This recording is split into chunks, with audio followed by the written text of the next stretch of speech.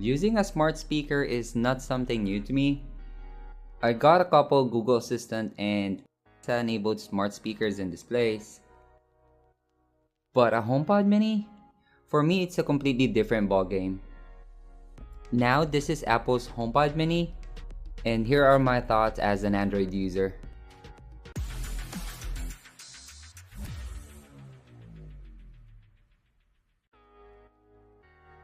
Hi, this is Art again from Few Text Later, and today we will unbox and set up my very first Apple device, the new HomePod Mini. It's really not new since it was released back in November of 2020. I know I'm pretty late to get my hands on Apple's cheapest and the only smart speaker in the market. Actually, they just announced a new second generation full-size HomePod that costs $300. I'm so sorry, we are not here for that. So let's see what Apple stored for this tiny speaker and how a non-Apple user thought about it. If you've been watching my channel, you know that I talk so much about Google Assistant speakers and maybe a couple Amazon speakers and displays as well. But today, I'm very excited since I just got my hands on my very first Apple device. In this video, we will unbox and talk about what are my first impressions, especially I never owned any Apple devices in the past. But before that, actually, first thing I noticed, it's really small. I watched other HomePod Mini videos in the past, but I never thought how small it is. Anyways, plastic wrap is off. Now let me know in the comments, is this really an Apple thing unboxing their devices? I like how you can hold the other half of the box and the speaker will slowly reveal itself from the bottom. What we have here is HomePod Mini in white. It comes in space gray, which is basically a black HomePod Mini. It comes in orange, blue, and yellow as well. Let's put it aside for now. And underneath, we have some documentations and manuals. And of course, the very popular Apple sticker. And under that, we got a 20-watt power brick, which is cool since Apple and other brands don't include power adapters anymore in the box, especially when talking about new phones. Now, first thing I noticed is how clean the speaker is. I own and use other smart speakers that have a grayish tint on them, but the HomePod Mini is really white. And I think it's prone to dirt and smudges, which we will find out after using it for a couple months. But for now, talking about the size again, I'm really surprised how small it is. I know that's not the first time you heard that, but coming from somebody that never owns any Apple devices, I'm definitely surprised. By the way, this speaker is 3.3 inches in height and 3.9 inches in width, which is slightly bigger than a softball. And it's not that heavy or light as well, which I really thought that there's some weight to it since spec-wise, it packs so much tech inside. Well, I'm wrong. It's only 0.76 pounds.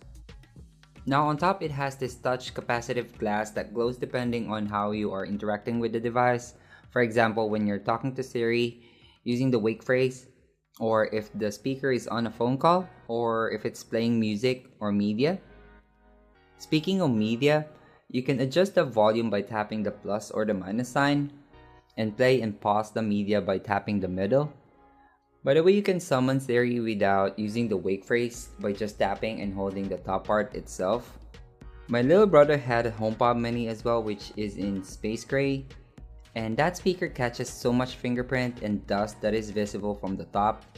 To avoid that, you can get away with the white or any light colored HomePod Minis. Now moving on to this fabric housing that is wrapped around the device. It has this fabric mesh that really feels good to the touch. Though I'm pretty sure you don't need to hold the speaker 99% of the time.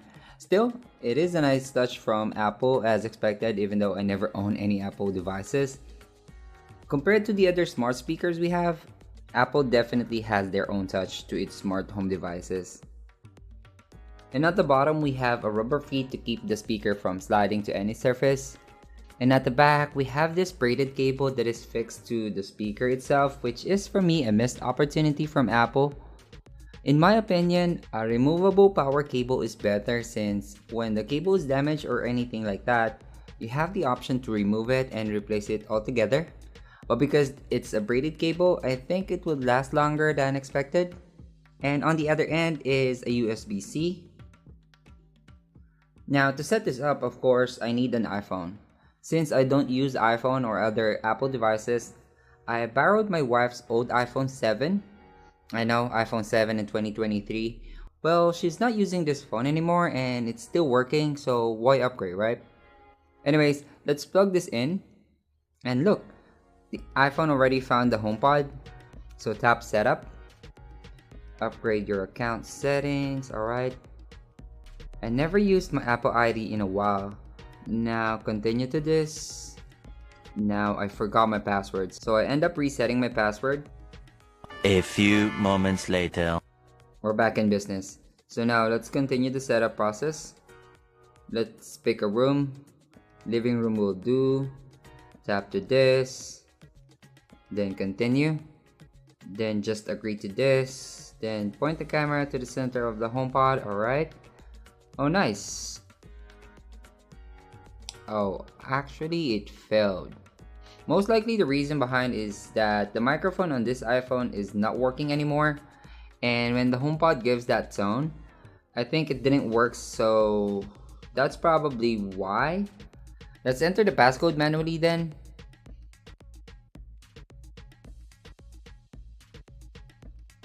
And there you go. We're making progress. And as expected, the HomePod already received an update that needs to be downloaded first. So I will leave it for now and we'll get back with you shortly. So yeah, there you go. That's my first impression of the HomePod Mini from Apple and how to set it up. If you've been using Android for a while, you will get the same issue like what I had with the Apple ID password, or maybe not. We will be using the HomePod Mini alongside our Amazon Assistant and Google Assistant speakers around our home, and we will be creating an updated video about the speaker after using it for a while. If you have any questions, don't hesitate to comment them down below. And if you enjoyed this video, a like is very much appreciated.